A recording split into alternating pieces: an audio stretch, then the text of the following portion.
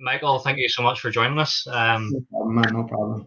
Absolutely appreciate the time that you're going to be giving over, and I'm sure, this is a sold out event, which is pretty good, Very good to hear.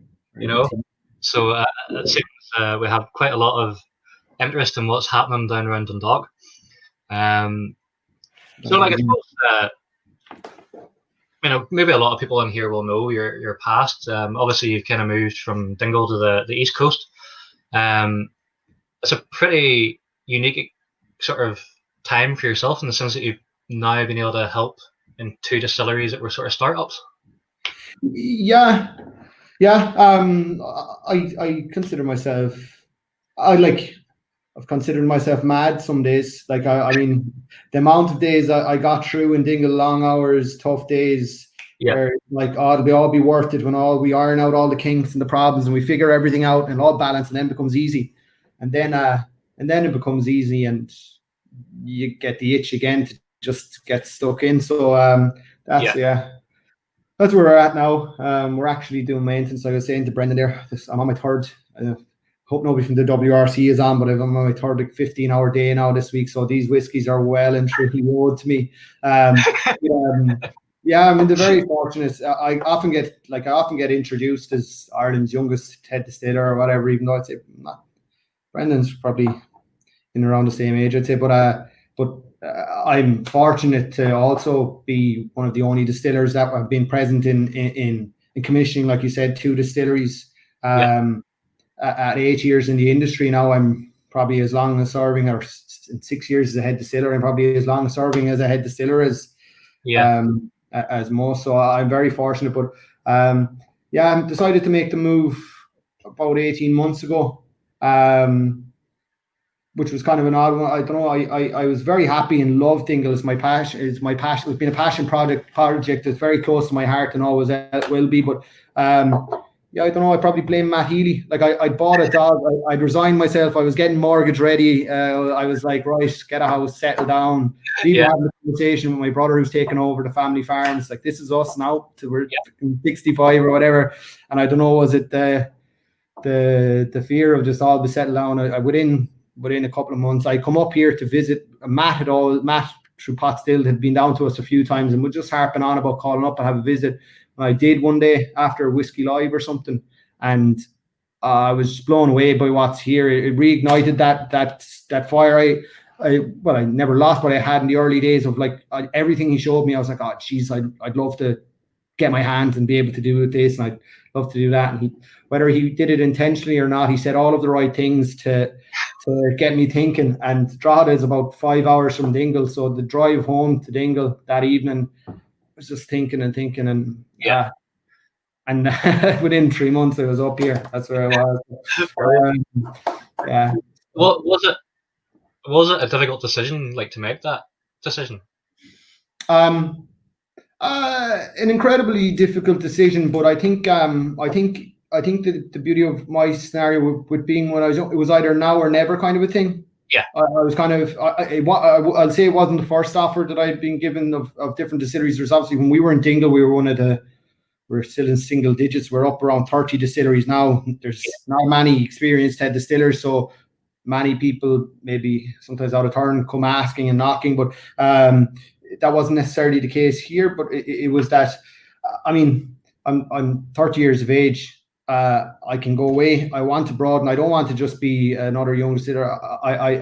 Beauty of this setup here is that it's completely automated. It's very different. It's a very different way of doing things compared to what we were doing in Dingle, but to achieve the same goal. We want to create the very best.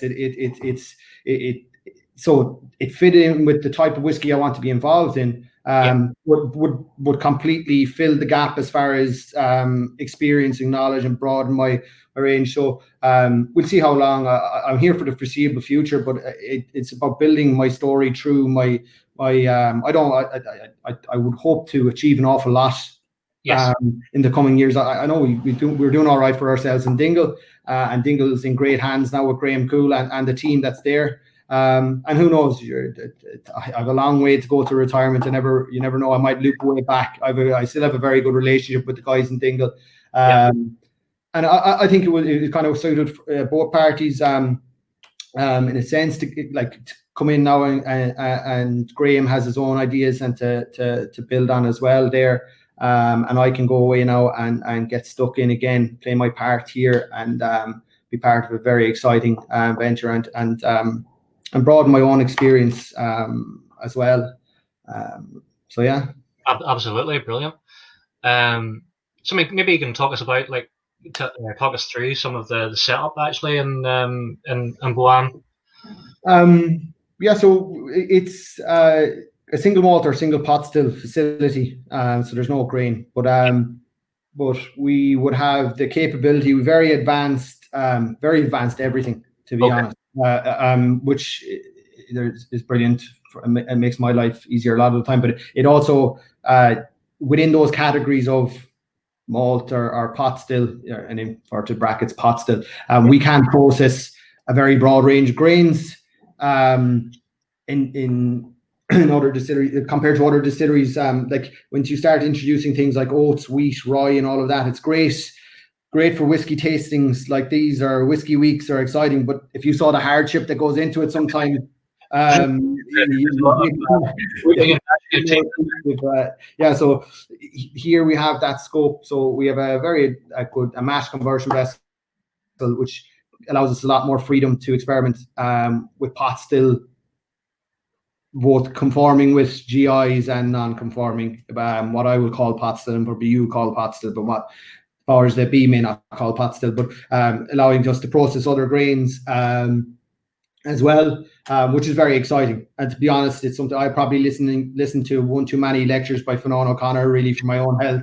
And so I couldn't, that's one of the large reasons that I wanted to be here to process. Yeah. And our next project now, we're producing pot still at the moment, 50-50 mash bill, but our next project, starting in September, hopefully, is to process and to resurrect historic mash bills. So we have 11 mash bills from distilleries like the old Bandon Distillery, Preston's blend was put together here in Drogheda, using old mash bills. So that would be the next project. So as far as the brew house is concerned, and then working through, it's 10,000 liter stills, 10,000 liter stills, triple distillate. Well, triple, we can obviously double distill as well if we'd like, but it's all triple distill for the most part. The stills themselves are quite interesting. The neck of the stills and the line arms, the internal wall, has what's referred to as nanotech. It's something that I hadn't ever heard of. To be honest, it's not actually in use very commonly. It's a new and innovative type of construction of a still. Basically, it creates an uneven surface on the internal wall of the still. So the outside of the still is nice and shiny and polished, but the internal wall has kind of like a grit on the inside, a copper-coated grit. And if you imagine that, it vastly increases the surface area, creating far more copper contact as the distillate passes through the still. And I can attest to, look, there was a bit I'd never heard of it before. I didn't know it was just nanotech sounded cool. The theory holds water. Like, you create more surface area, you get more copper contact, you strip out more. Like, that's holds some water. But whether it worked in practice isn't always the case. But I can attest it certainly makes as clean a distillate with very little, even after the wash still. You're like, it's shocking. It was shocking to be. No, I wouldn't be drinking the low wines, but do you know what I mean? It does a lot. So there's the nanotech within the stills, and then on the second and third still in particular, but on all three stills, there's an internal coil on the line arm. Okay. So we would have had a boil ball in Dingle to increase reflux, and sometimes you need lamp glass shaped stills, and you have different solid necks of stills that increase or decrease the rate of reflux.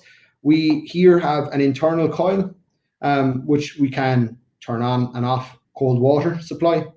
Okay. So as the vapors would pass up through the stills, they would touch this cool supply, they recondense, and so we can control reflux, so we can increase and decrease the level of reflux. So depending on the method that we run through our stills, we can have quite heavy, dense, or viscous liquid, maybe in keeping with some of the more old style pot still recipes that we may suit, or we can have very smooth, easy drinking, mellow, soft, triple distilled, sweet Irish whiskey from the same three stills, which is exciting when it comes to try to replicate and trying to, like, it's impossible really to make what any distillery at that time really was doing. You don't have the same stills, you don't have the same equipment, you only have, like, a lot of the, like, Boann had his work cut out for the last couple of years trying to dig out these mash bills, and even then the level of accuracy is difficult to really, but from tasting notes from the odd bottle that might be pulled out of an attic or something, you can see some are more oily, some are more thick, some are smoother, and we can try and chase after that flavor profile more accurately by influencing things like reflux. So it sounds like a bit of a distiller's playground then, Michael. I mean, yeah, like it's I couldn't ask for more. I love overcomplicating things. I love having too much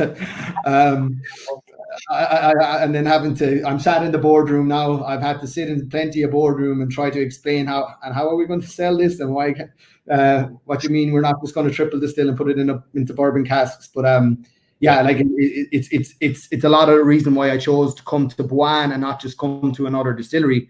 I mean, there's things here that you won't find in any distillery in Ireland or anywhere else. And to be able to, like, it was a big deal for me the first day that I turned on, like, the coils, even we had a flow rate that was just over 600 liters, and then there was a drop off as soon as I turned on the coil, immediate and dramatic and unquestionable, measurable drop off, and the change, like the relief and excitement to see that it actually is like, oh lads, like, I'm gonna get carried away with this.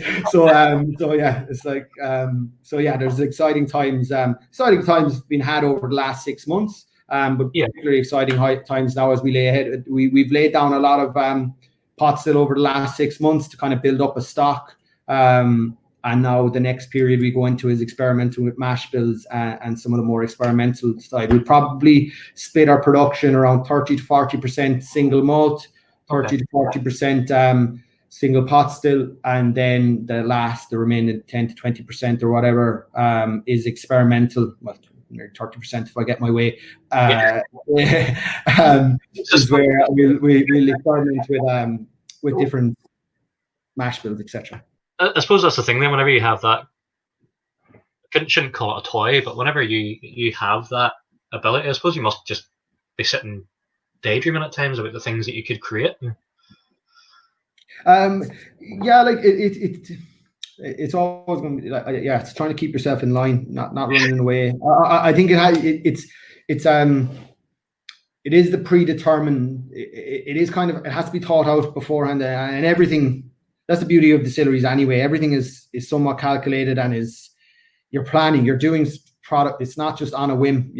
Where with the gin side of things, you could make a batch and you're going to try and sell it tomorrow, or you could whatever. Like, there's a lot more thought and future planning, but still a bit of vagueness. Like, you have a general plan of what's going on. So it's about squeezing that into it. So yeah, we have. I think. Look. I think in this post-industrial age, as more and more events like this are happening, whiskey festivals, even just the fact that the amount of information you can garner from your phone, a quick Google search and whatever, the days of the marketing genius of triple distill for smoothness in the 1970s is not going to carry very much water in 2020 and 2030 and whatever. People are able to educate themselves. People are not going to be fooled by you're actually going to have to have some substance. And I think people, because of that level of knowledge, are far more inclined to experiment and to buy into ideas like what the guys in Waterford are doing with terroir, or what Brendan is doing in Cologne. From a point of view of a marketing team, or a big Diageo of this world might be going like, what the hell are you talking about? You're going to make 20, 30, 40 different distillates, put them into 20, 30 different. What are you talking? No, but you can't make your core brand. I think to stay relevant and to stay on the tip of people's tongues and to stay in people's cabinet and or to be ordered at the bar, I think you're going to have this set aside. You probably have to have your core range and your core whiskies, but to keep people, like I said, interested in you, it certainly will help, I think, to have that depth, that treat yourself whiskey, that special occasion, that unusual, that talking point stuff to have in the background. Yeah. And I'm sure you're probably aware, like obviously, like I mean, the Twitter scene's pretty strong in Ireland with, you know, thanks to people like Omar and Ivor and Dave O'Connell, and it's, you know, it is a very lively community, and you know, people are firing ideas about what they would like to try here, you know, and they're supportive. That's the thing as well. What I've noticed is they are supportive. Like if someone says, "Look, we're going to do this," then people are going, "No problem, we'll buy it." And, do you know? Yeah. So, I mean, that must be good for you as well. I stay off Twitter, not largely because I'd spend all my day thinking of everyone and so I listen to everyone else's ideas and get kind of tripping over myself. But the community. I mean, that's the way. I mean, we had it in Dingle. Like we had this idea in Dingle. We were only small. My view when I took over as head distiller, my view on it, there was no point.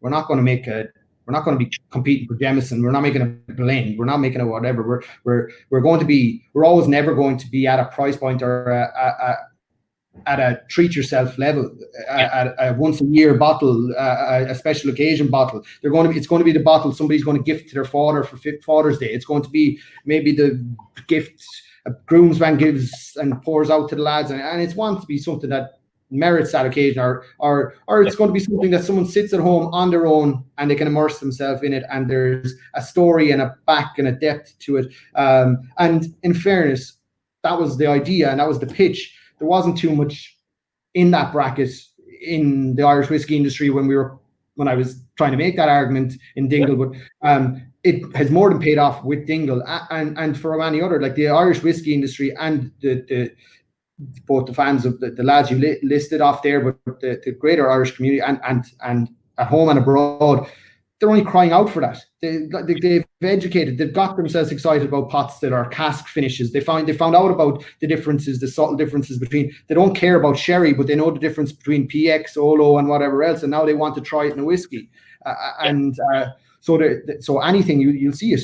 The stuff that we've done even here, the cask finishes that we've done here. Sure, it sells out before you can even get it on the shelf, and it's the same with the guys in Cologne. Have been more than the rarer and the more unusual and the more kind of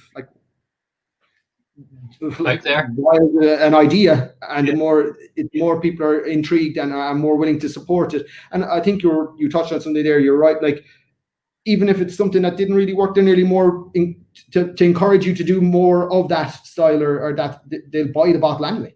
Absolutely. I think a lot of the reason that the guys in Waterford sold out and how so, I think so many people want to encourage that. Yep. The level of transparency. Who cares whether the whiskey or 3 or 4? Not getting into whether the whiskey is good, bad, or indifferent. The fact that people want more of that idea. Yep. They want to know every aspect, give every information, and exploring all different avenues. And I think it's as much to back that kind of innovation is why you see so much support as well. Yeah. And I think there's been a common thread through some of these discussions that I've noticed, and it is Fiona O'Connor.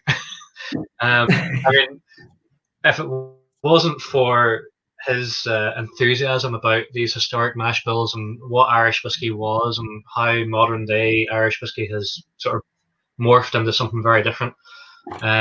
And he has, I mean, so many of us that have bought a glass apart have been educated by him. And we're continuing to be educated by the stuff that he's digging up as he goes on to do his PhD and all the rest of it. And so I think that is why then a lot of people who, not just people who do a bit of blogging like myself, but people who are consumers and they're learning about these old styles, or they have tried old Redbreast, or they've tried old Cumber, or whatever it is, Dungarny and things, and they're like, well, actually, it would be great if this stuff came back. Yeah, and I think the real, like, Fanon's obviously a fantastic speaker, but I think the beauty of the fact that the likes, and don't play your own role or any of the guys, like the fact that you're impartial, impartial, and particularly with Fanon, like he's not trying to. He's not trying to sell you the idea of terroir because it helps you to sell his whiskey. Or he's not trying to sell you the idea of pot still, this mash bill because it helps to sell his whiskey. He's trying to put forward his findings, the truth, the actual accurate history of what happens and happens.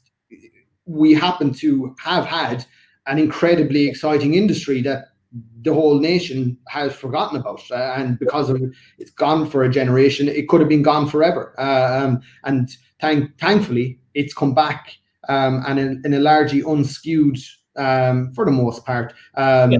Unskewed, and it's so exciting that it has sparked it has sparked not only the excitement of the consumer but the excitement of people, because it's all grand. Like other product, like if we got excited about, I don't know, types of carpentry or types of whatever, and people want to get involved, it'd be one thing, or types of music. Yeah. A type of whiskey that takes a 10 or 15 or 20 million investment to revive. It could have been a nice idea and it would make a nice book, but it might never have materialized. But for the likes of the Coonies here and the other great people that are in the industry that have also got excited by it, and there's great credits. Like I know there's a lot of outside investment as well, supported for the most part. I think even the guys that have taken outside investments, it's because it's an expensive industry. But there's many people, families in particular, involved in this industry that have gone out in a big a limb to try and chase after that. I think if you look, the common thread about every one of the 30, or for the vast majority of those 30, they're not just saying it, they're actually striving to produce the very best, fabulous. Like they're all and supportive of each other. It's not I want to make better whiskey than my neighbor. Everyone's, I want to make the absolute best product. Whether we'll all be able to sell single malts and single pot still, and like the industry is, or the Irish whiskey market is now over 90% blends, I think, and the lower end. But in fairness, everyone has gone and bought into that idea, from both sides of it, the consumer and in fairness, I think there's credit due to the guys who actually gone out and put their money where their mouth is and founded these distilleries. Absolutely. And I think as well, like I know, I think Sergios from Irish Whiskey Mag's still in here. I think as well we have to sort of tip our cap to Serge as well for like doing the Stories and Sips series that he's done with Fionn, that has probably educated a lot of us as well. I mean, I know I've been educated by that and by what's on Irish Whiskey Magazine. And so whenever you read these things, well, it does get you excited about not only what was Irish history past, but where we can go in the future. And it's great to see so many distilleries actually, deciding that they are going to try and innovate in whatever manner it is. And I think it's, like, again, as I said to Brennan, I just think it's a very exciting time to be in Irish whiskey. So like, lots of things to look forward to. There is thankfully, and some of it from us here in Boann, please God. Definitely. I mean, give us a wee bit of history even about like the Coonies and just like how they came about setting up the distillery themselves. Well, Pat Cooney, Pat Cooney and his four of his children really that are mainly involved. So Pat's been in the alcohol industry, or certainly the beverage industry, for most of his life. He started off as an accountant and then acquired a bottling facility down the country, and that kind of down in Tipperary, and that's kind of brought him in to the beverage industry, packaging soft drinks and alcoholic drinks. So they would have at various times throughout the company would have owned everything from Irish water to, not Irish water, mineral water, like Tipperary Spring, and then he has a big cream liqueur facility down in Clonmel. I think the second largest cream liqueur producer behind Bailey's. They produce beer here in the Boann brewery, cider. So over the last, I suppose, 30 years he's in the industry, he's evolved through everything from soft drinks to cream liqueur to beer to cider. They were one of Ireland's largest distributors, largest importer and distributor of wine, and has now rounded off and finished up with a distillery here. So it's Pat Senior, and then 4 of his children, Peter, Paddy, James, and Sally Ann, that are involved. And it's a pleasure to say very heavily involved and very passionate about what they do.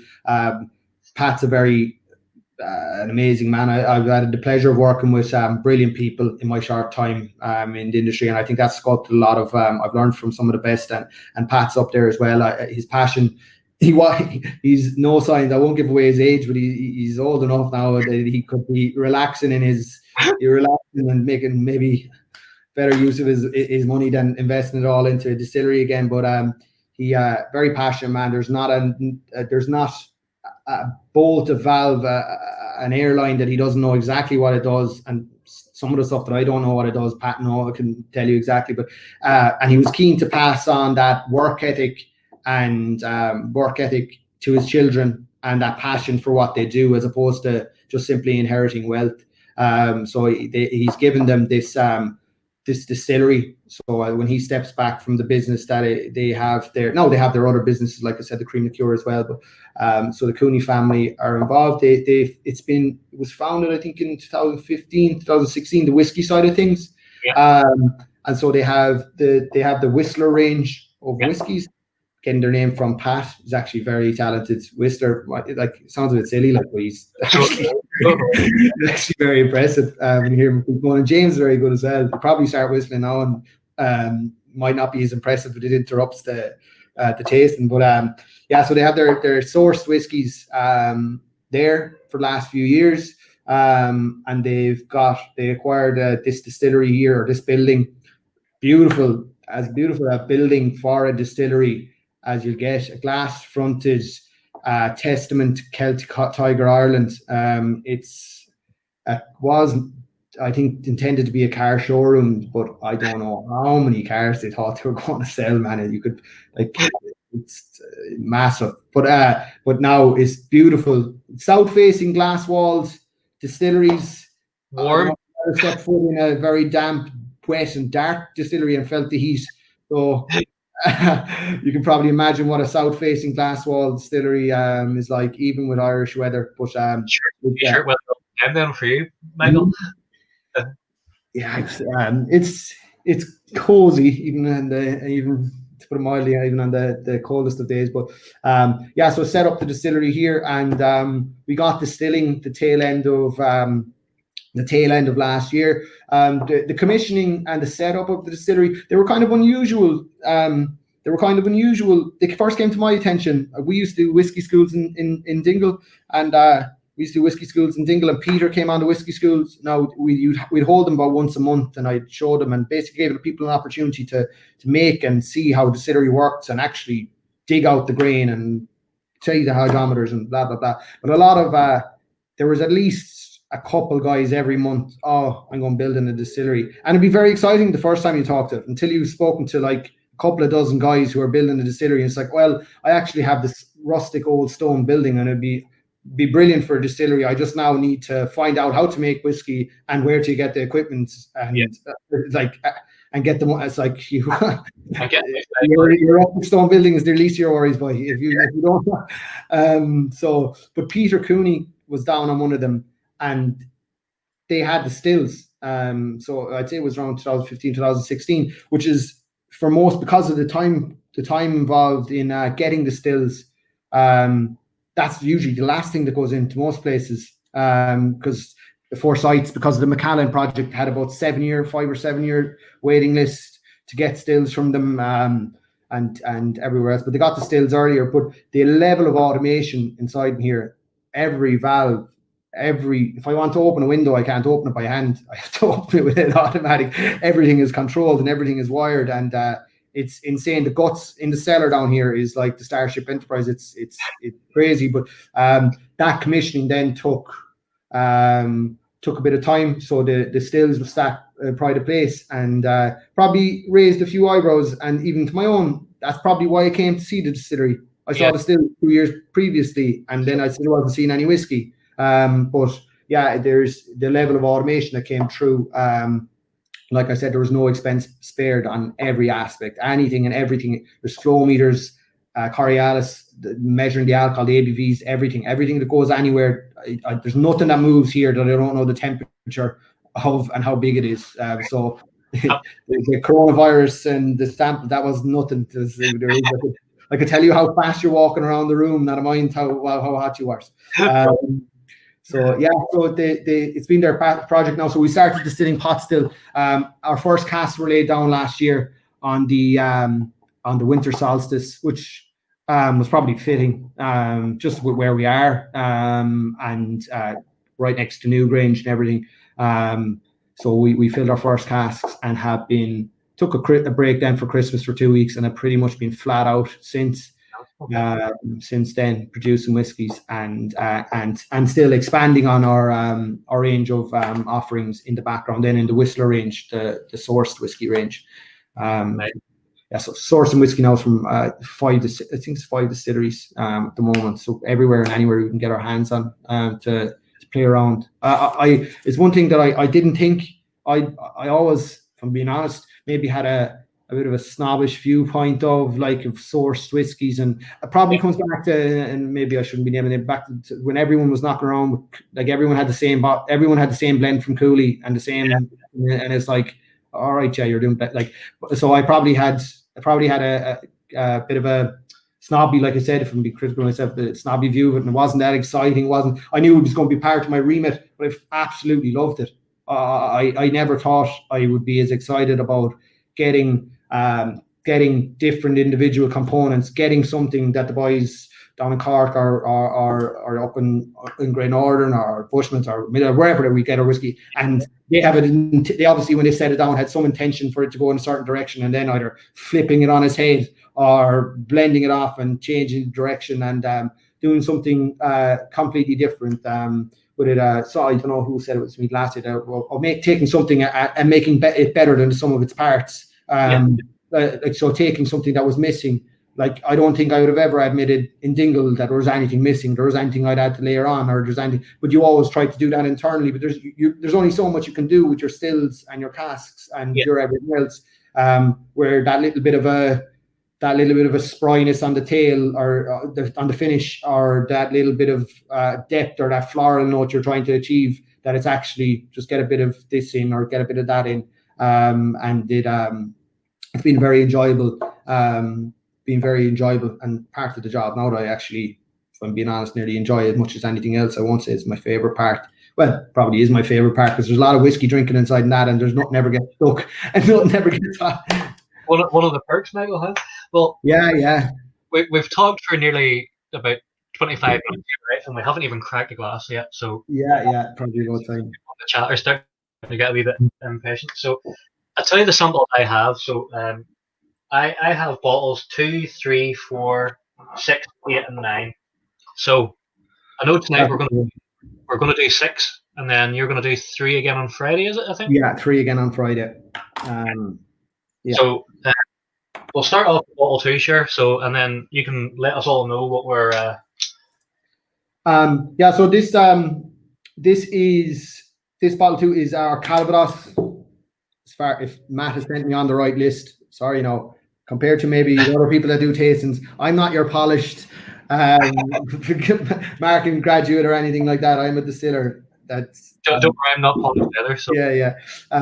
This is part of our cask finish series. It's a blend made up of in and about 65% grain, 35% malt. It's one of their.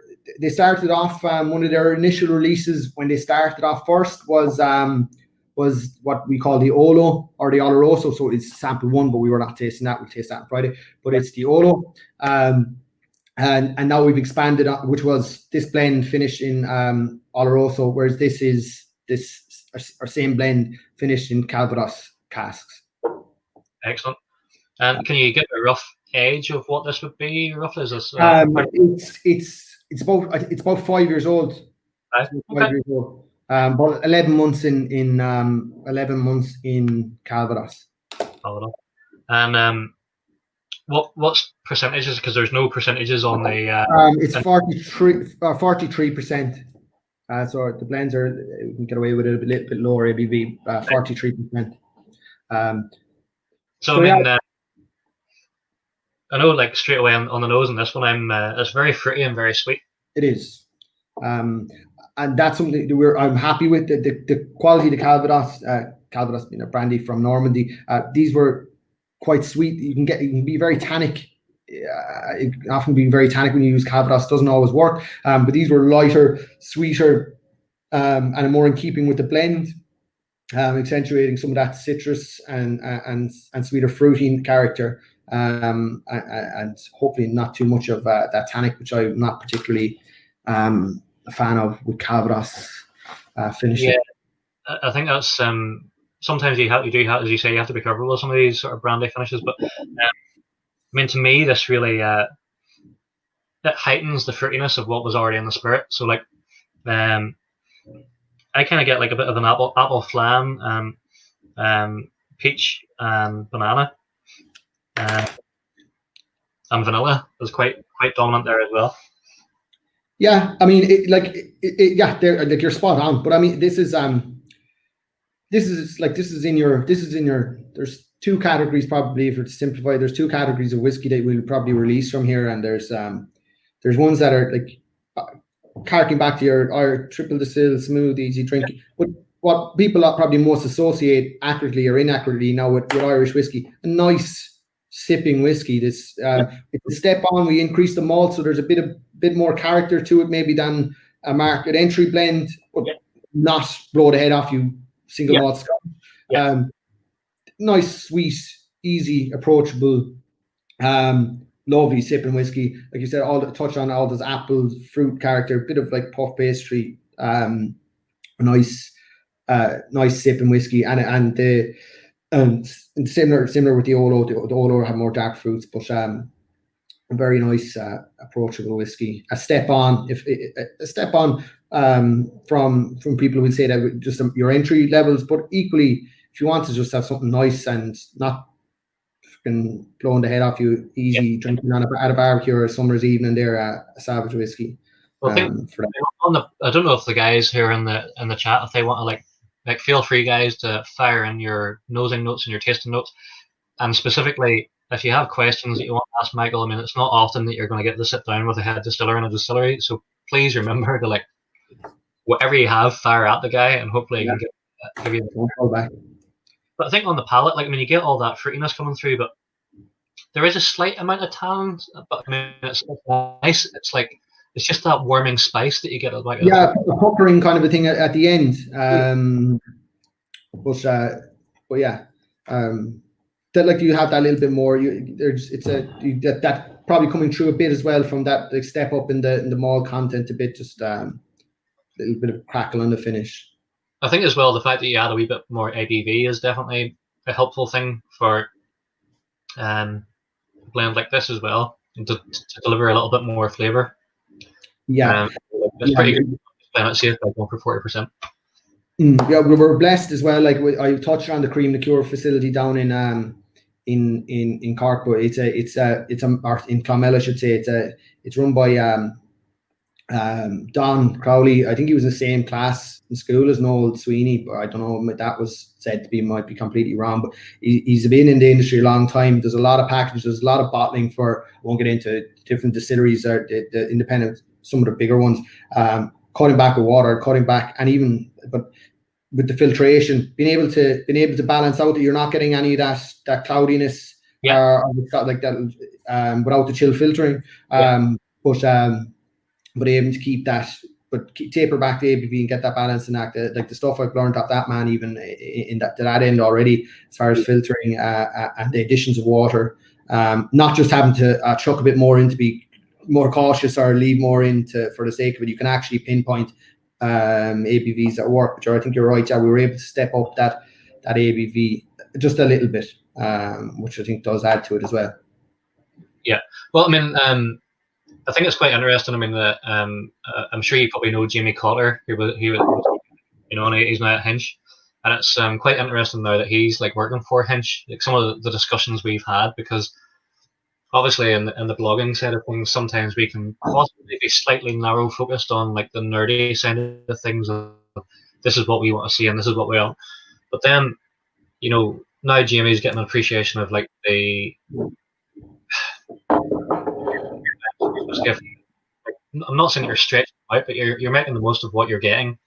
And there's nothing wrong actually with having full blend presented at 40% or 43%, and we don't need to have it chill filtered, and we don't, so whenever they taste good, I mean that's really all that matters, Yeah, I don't want to add anything more to the market that's like potentially saturated. But I don't want to just have a token. Oh, we'll have a whiskey like this. These are exceptional. The Cooney family have massive amounts of orchards for the cidery and everything else. They have a pain in their side to use. They have a pain in their side for me to distill brandy here, but they also they got these guys from Lombardy, and they've been learning how and we have brandy put down in the background, right. But we got these casks from them. Like it's not my I'm passionate about Irish whiskey or whiskey in general, but there's the same. You can better believe there's the same depth of history and craft that goes into what they've done, and they really come up trumps with the quality of this cask and what we wanted from it to layer on more sweetness, more that kind of pineapple, sweeter apple notes, while not having to battle through too much tannin or too much of the more impurities that you wouldn't want from it. So I think it's a beautiful whiskey. Fairness, very pleasant. And I doubt you put that in front of many now that wouldn't like it. Wouldn't be able to drink that. I mean, Robert, who's part of Belfast Whiskey Week, one of the admins there, he was asking with the distillery just starting up, has this whiskey been sourced? So we've acknowledged that it was. And if so, where? So maybe you said you're buying from 5 distillers at the minute. You've mentioned Great Northern, Bushmills, so probably Cooley as well, I imagine. We've a little bit. I don't know if there's probably non-disclosure agreements that I'm not allowed, but I don't know about them. So look, don't. So yeah, you can source stock available at the moment is from West Cork. Bit from Middleton, although they're very select and sort of enough to market themselves. A good bit of Bushmill stock around the place, and Cooley and Great Northern. You're obviously your West Cork, and your Great Northern is more on the younger side, but they have a broad range of distillates, a broad range of distillate that hasn't had a lot of work done to it. If that makes sense. So it's actually the GMD Green. And what they're doing with grain, I think, is fantastic.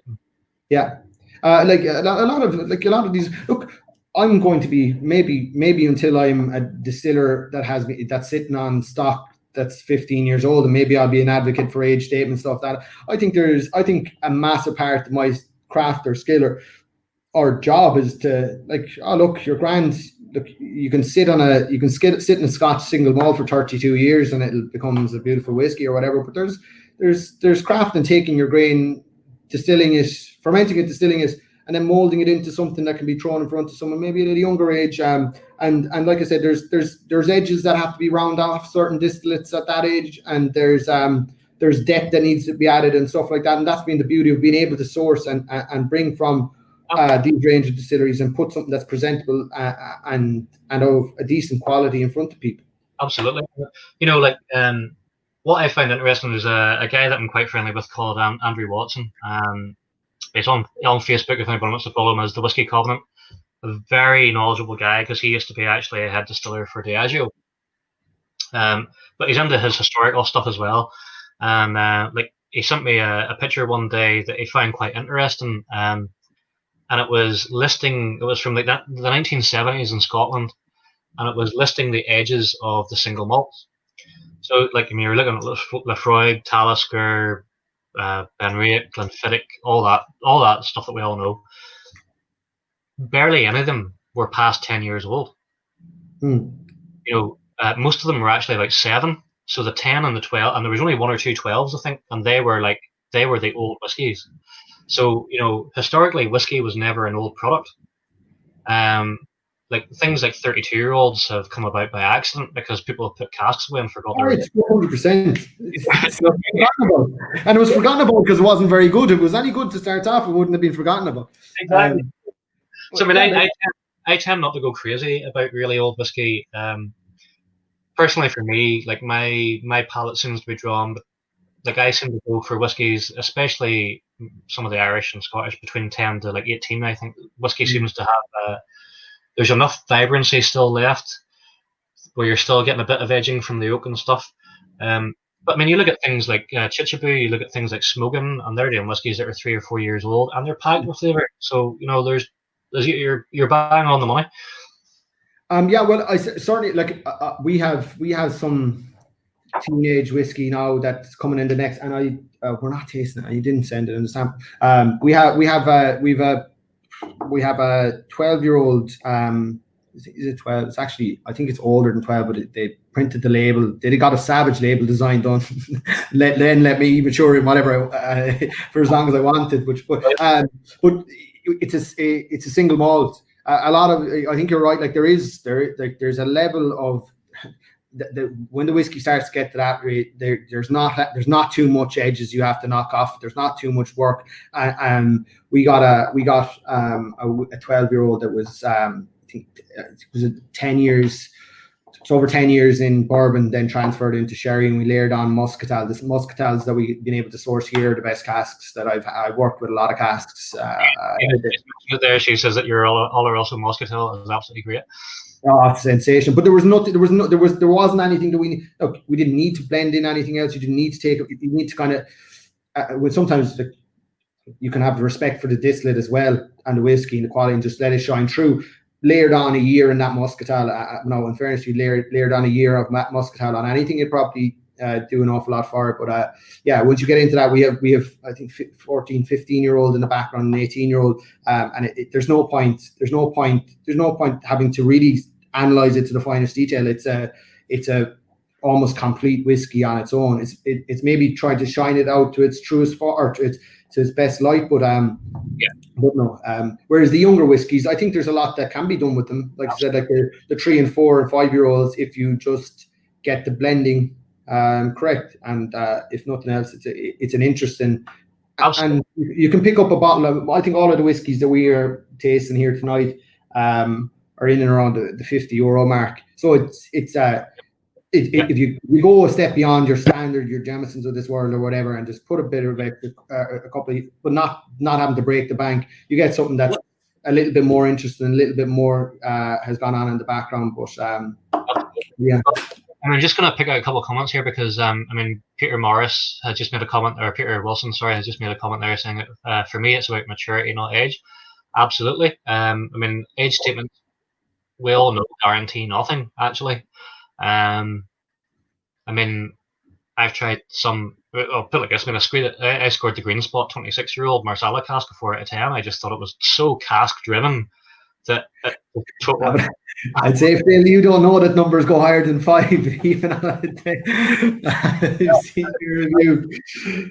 That point happened before, Michael. Fair enough. Peter was asking as well. Then, was this a VSOP Calvados cask?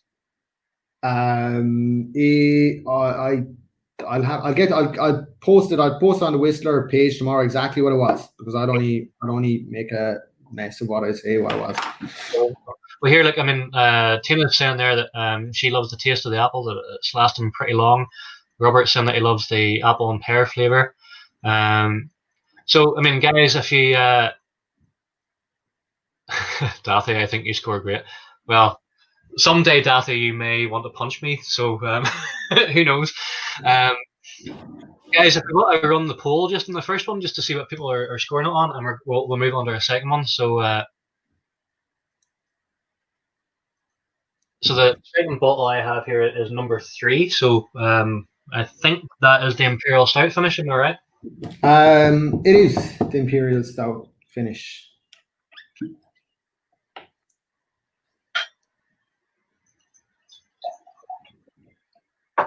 So I take it this is the same blend again.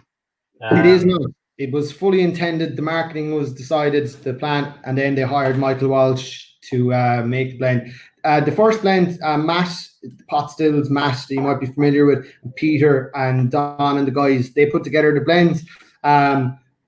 Pleasantly surprised by the quality of what they do in the background, and what they had done before me. They, like, even the Whistler Blue Note, the 7 that's behind me, was very good whiskey.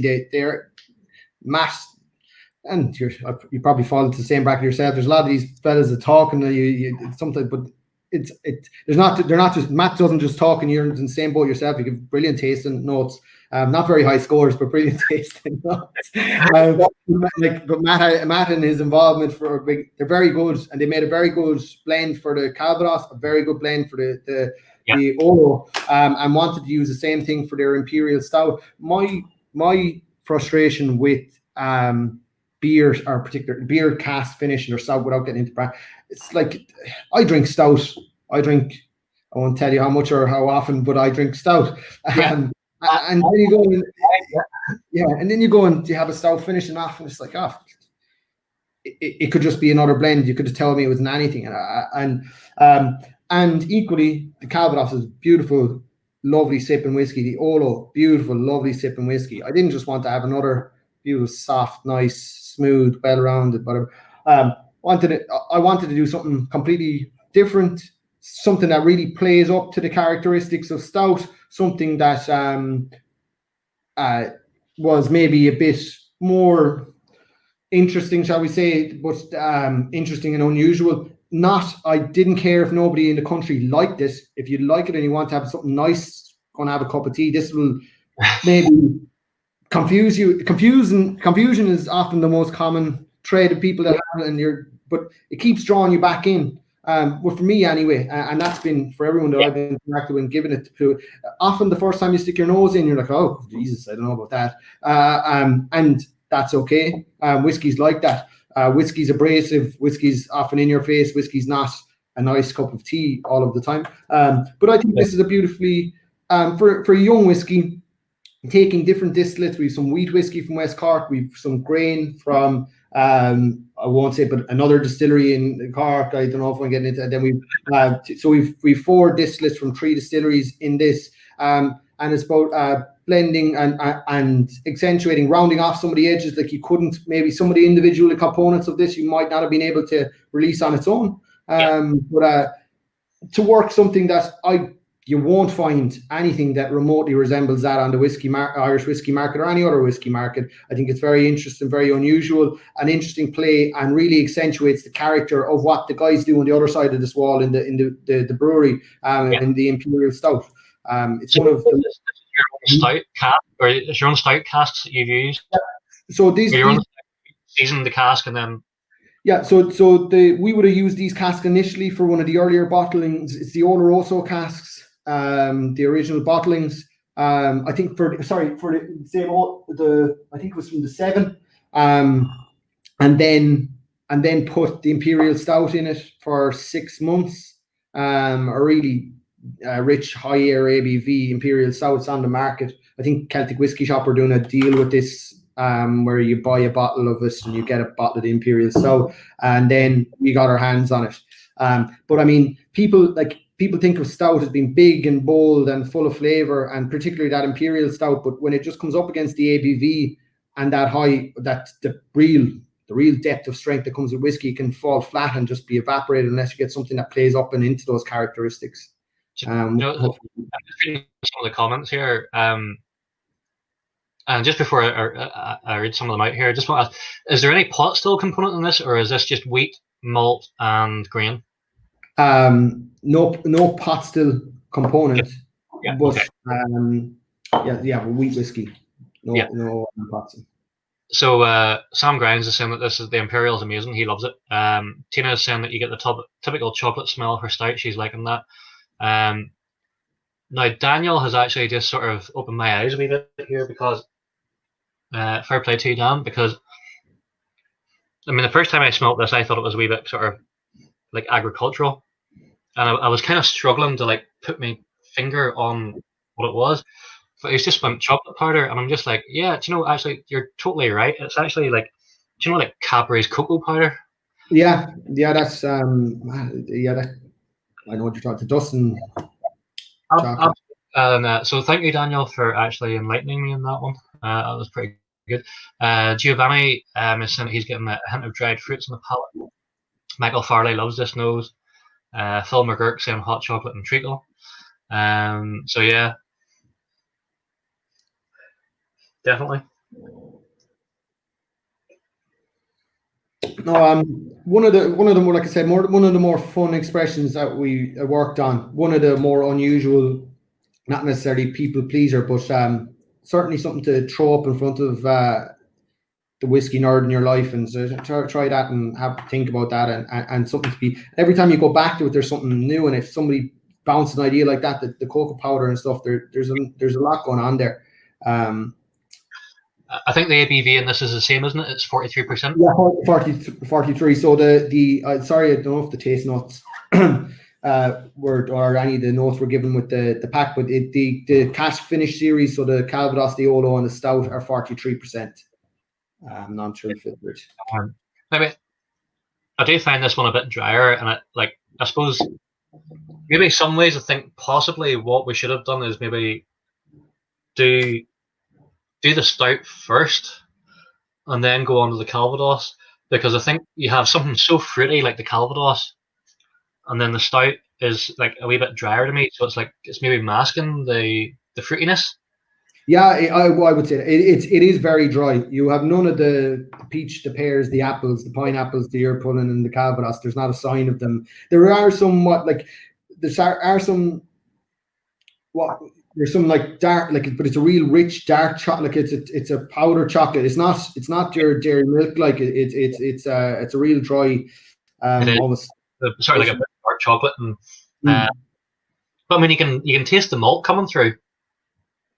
And I think that is probably because of the stout finish that highlights maybe the maltiness. Yeah, no, there's I think what's the component of malt is about it's about 35% again. Okay. Malt. There's two malts, two different malts. So they're not. It's not one. I think somebody touched on it. It's one specific distillery. You're doing well if you're pulling any ones, because it's a blend of two different malts, a grain and a wheat. But I think like that, if you really look for it, you can pull the individual components. You can certainly get the wheat. If you think about the wheat, you can definitely get that grain. Somebody touched on porridge oats, but that like cereal notes really try and through. And some of that malt character is definitely biting through there. So. A bit of like, do you know whenever you get an espresso and make it really sweet? Like I get a bit of that, like really sweet espresso, kind of on the finish. Interestingly, because I remember you and Matt were doing a live tasting, and I think I said that I didn't particularly like this, but actually spend a bit more time with it and kind of like, I can see your point, like how it kind of like, this is actually one maybe to spend a bit more time on actually. Yeah, like that's what I said. I don't expect you, even after spending a long period of time there, to be like, oh, that's a nice whiskey. I don't think you're going to utter the words, not like it, but it's really interesting and it's really intriguing, and it's something that like two people can sit down and bounce things off, like, and you keep. Or the same thing if you're in a crowd. Like I've been tell the story I think on that live where I was playing poker and I could see one of the lads was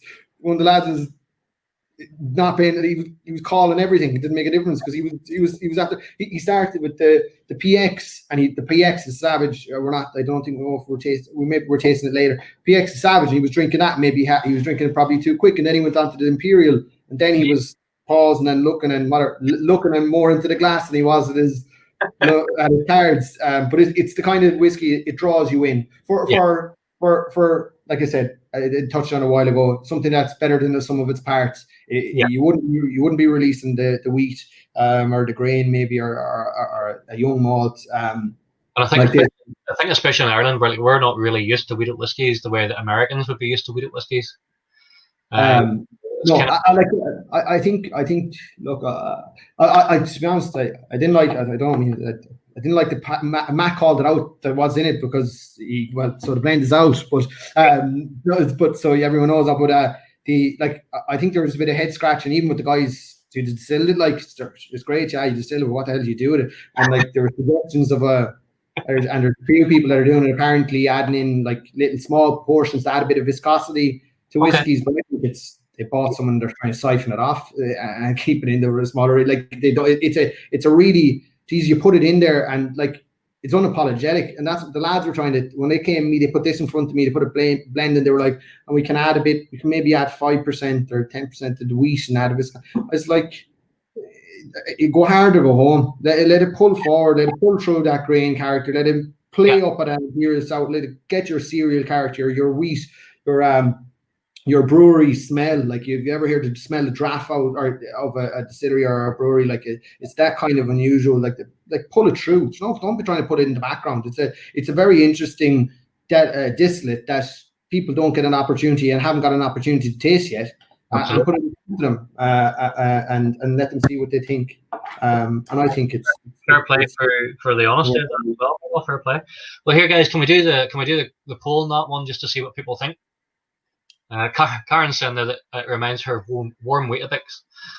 I have never ever seen that tasting ever, so that's for the memory banks there is warm Weetabix. So fair play, Karen. Thanks for that one. So the next one we're going to go into then is I have bottle 4. So on the tasting card, that's the 5-year-old single malt. Yeah, it's 5-year-old single malt, otherwise known as the bodega cask. Oh, okay, right. Interesting. Beautiful. Sorry, my mirror thing is it's beautiful bottling. The lads do a savage job in packaging. It's all like the reflective foil and stuff like that. The bottle is savage, but this is 5-year-old single malt in sherry casks, Oloroso sherry casks. Just to sort of highlight any particular association that you have with a particular bodega, or bodega Boann. So this relationship precedes me. Okay. So the Cooney family in the early days, they started sourcing whiskies, and their particular, I think everybody really, their heart and soul, I don't know what your own, but everyone's real favorite. It's the most common cask type in use, and for good reason. It works well with Irish whiskey. Oloroso sherry casks, so decided to go and get very good Oloroso sherry casks. We enlisted a consultant, a guy who formerly Macallan, and they took off to Spain. And came back with Oloroso sherry casks that are a common thread through a couple of our whiskies, the Olo and this bodega. So this single malt, mature for 5 years. This is a step up in ABV, non-chill filter, but at 46%. You probably won't get away with non-chill filter and anything lower than 46% for your single malt. Yeah.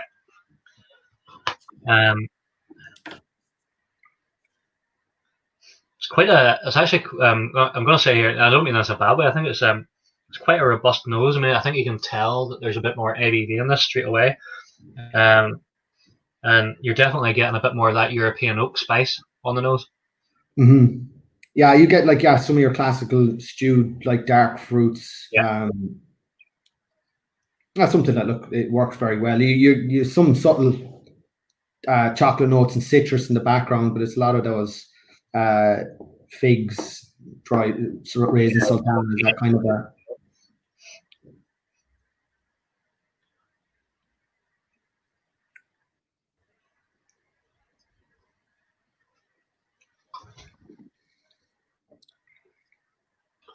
It's a very nice mouthfeel, that one. It really coats your palate. Giovanni's asking, is this the same single malt that was used for the 7-year-old and the 10-year-old? Is it the same? I could guess, but I'd no hand actor part in the 7 or the 10-year-old. So I won't lie to anybody, so keep asking questions. I could have had a straight face and said yes or no, but I think it is, but I'm not 100% certain. The 7 and the 10 are all packaged and bottled and gone. The Blue Note and the 10. So I only had a part to play in pulling and blending this the 5-year-old. I have to say, there's good legs in the glass as well. Like whenever you spin that around the glass, you can see that it has fairly good legs on it. For being so young as well, like it's.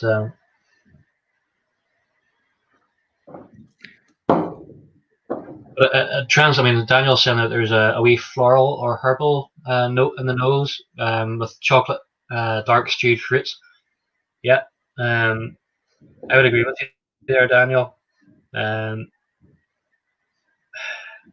trying to. I don't know whether it's sort of like a sage-like or maybe like a.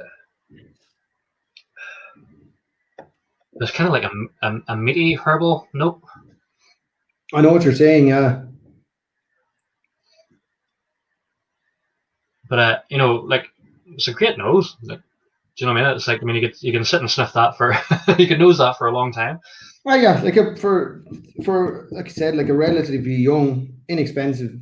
That's a nice touch on the single malt whiskey. But I think your Irish whiskey sits well with all casks. I think a lot of the herbal and even the dry. I had that experience with if you've good oak but young whiskey. It does weird things. We had that with in a cask and dingle. I did in virgin oak for 3 months to taper back the character from the virgin oak. To be honest, I was seasoning the cask. So I put the whiskey for 3 months and then put it into these big old Oloroso pots. And it was honestly like a real dry ham. And sweetness, and you get some of that in the background, like it's a dry meatiness. But I think that's a bit of the battle between there's a lot of characters, strong character there battling with each other. The spirit is obviously distillers. A single malt distiller has a lot to say about itself, as does a good European oak. And so it's kind of it throws up these unusual kind of a herbal or dried meats or kind of definitely. Tina's saying that she's getting like herbal honey in the nose, and yeah, I get that. Again, it's you definitely get that. But I would probably go so far as to say more like a burnt sugar actually than maybe honey necessarily.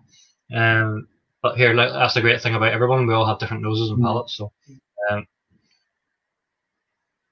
So is this a finish or is it fully matured, Michael? Full maturation in the sherry. Excellent. And like for like something that's, I'm not sure exactly what the price is, but I mean, if it's €50 or less. Yeah, pretty much everything. I always got everything here is between 45, 52 euros. Depending on who you're dealing with, in Celtic or Irish malts or whoever. But yeah, it's an interesting play on there's a bit more going on, a little bit to ponder and think about there for a nice single malt. Look, we didn't distill it ourselves, but I think it's starting to showcase, and there is good stuff coming in. And like if you forgive it's sometimes it's not maybe as complete a whiskey as a Bushmill 16 or whatever there's a bit to chew on and a bit to think about too. I definitely agree with that. I mean, I see Giovanni saying he's getting the raisins and dried fruits in the palate with a nice long finish. I get that as well, Giovanni. Like, you definitely get the dried dark fruits. And again, actually, there is, following on from the stout cask, there is a certain amount of like chocolatiness going on here on the finish as well. I wouldn't say there was a huge amount of spice, but I mean it's a pretty well balanced drink for its age.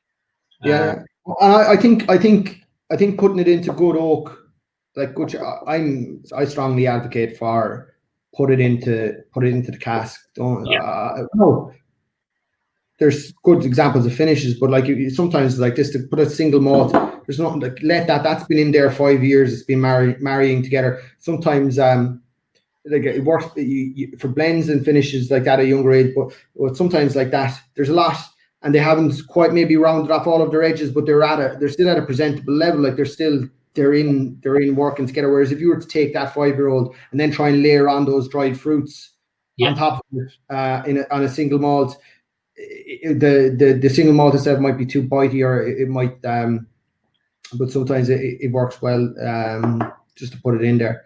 I would say, that's it's not behind the door. There's a lot of flavour going on there, and certainly there seems to be a good integration between the spirit and the cask. Wesley, he's like, freshly opened box of raisins. You definitely, you can think that the old California raisin there, pretty sweet on the palate. But actually, it's not. What I like about it as well, Michael, is it's not overtly sweet. Because sometimes you get especially with sherry, sometimes it can just end up being like a sweetie box, really. But actually, there's a nice. I'm not going to say bitterness, but it's just well. Yeah. So maybe we can get the poll for that, and get that up, and we can think about moving on to the next whiskey then. But positive comments here so far, anyway, Michael. Yeah, delighted to hear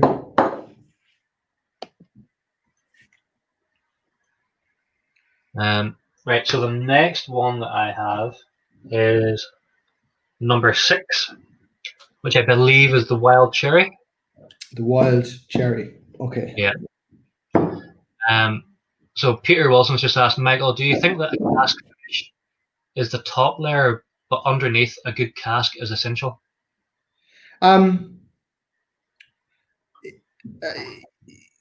Yes, and like, if I understand the question properly, like there's, you have to, it's going to interact with the oak. I mean, if you put into the right PX, if you got a PX straight from Jerez or whatever, and it's still wet and whatever, and so it's moist, you can put it in, the color will change.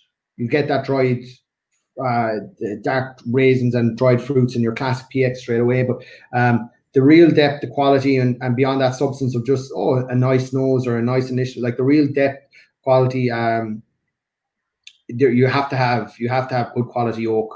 You have to have good quality oak to be able to round out and particularly pull out any impurities and layer that flavor profile in properly. Yeah, I think one of the things, Peter, about cask finishing. Cask finishing didn't. It was really started by Dave Stewart from Balvenie. So like prior to the Balvenie 12 Doublewood, no one was really doing cask finishes.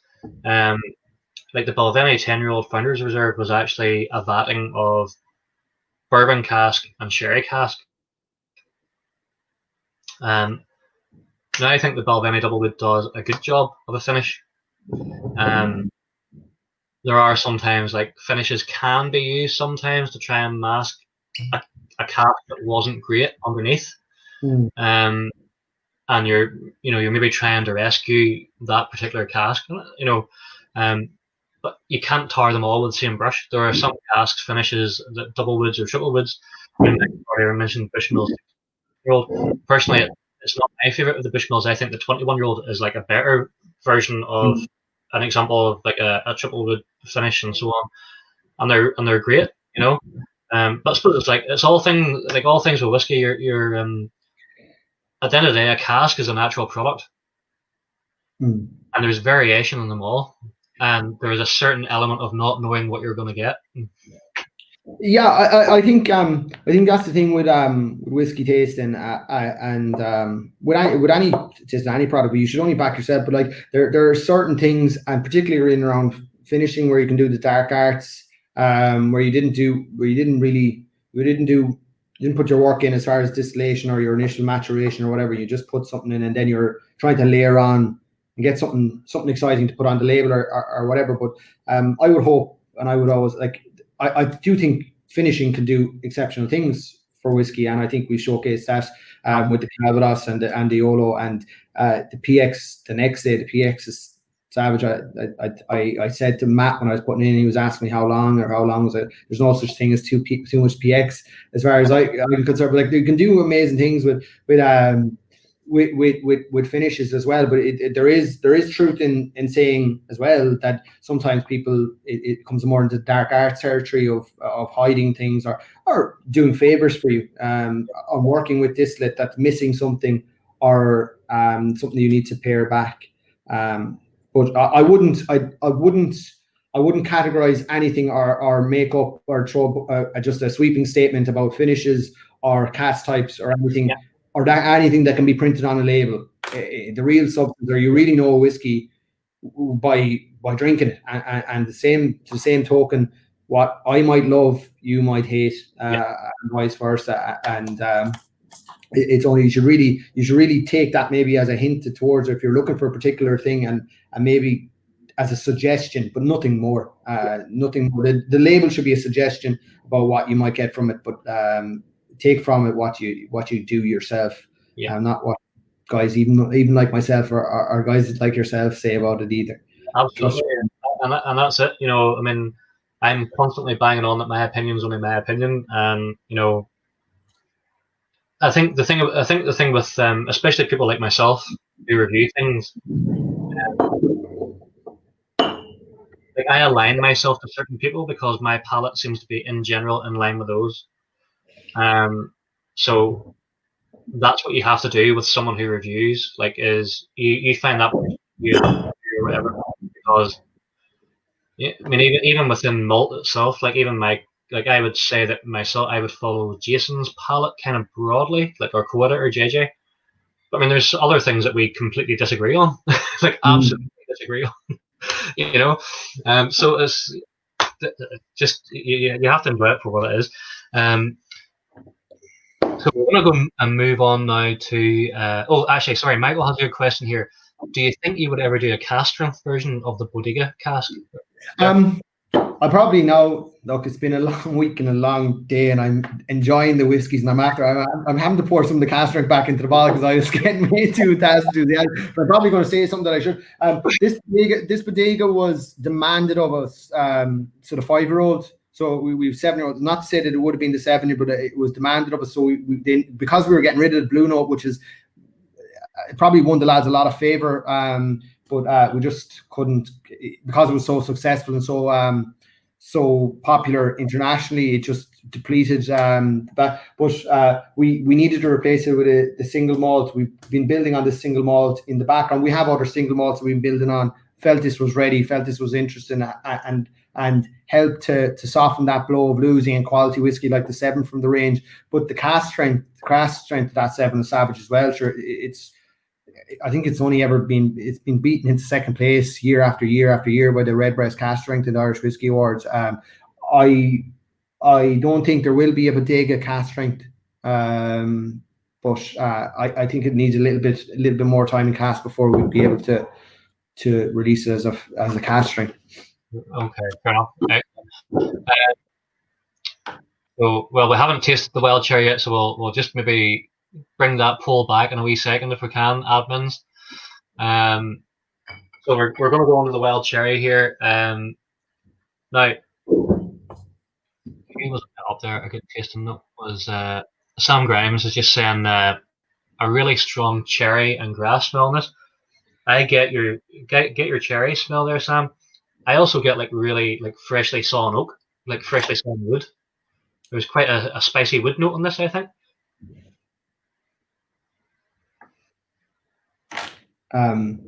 This now, I think I assume as well you were sent cask strength samples of this, just for anyone that's not aware. I don't think the ABVs were put down, so it's cask strength. This is cask strength, yeah. Cask strength, yeah. You know exactly what the cask strength is in this one?